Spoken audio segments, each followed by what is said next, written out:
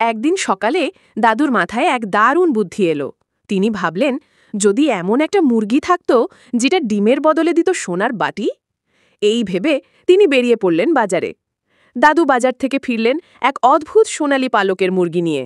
সবাই বলল, এটা নাকি জাদুর মুরগি। দাদুর মুখে তখন এক চিলতে হাসি।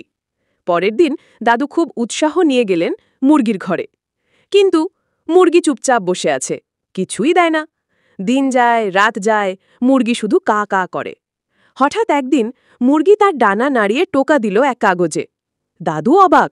কাগজে লেখা, আমি সোনার বাটি দেই, তবে আগেই অর্ডার দিতে হয়। দাদু খুব ভাবলেন। তারপর কলম হাতে নিয়ে লিখলেন কাগজে, দয়া করে 1 বাটি সোনা দিন। মুরগি কাগজটা পড়ে চুপচাপ বসে রইল। পরদিন সকালে দাদু চোখ মেলে দেখলেন একটা চকচকে সোনার বাটি রাখা। তিনি খুশিতে নাচতে লাগলেন আর বললেন, ইস, এমন মুরগি আর কোথায় পাই। এদিকে দাদি হিংসায় ফেটে পড়লেন। তিনি ভাবলেন, যদি মুরগি সোনা দিতে পারে, হাঁস তো দিবে হীরার প্লেট। তিনি এনে ফেললেন এক বিশাল হাঁস। কিন্তু হাঁস শুধু বলল, কাঁ কাঁ।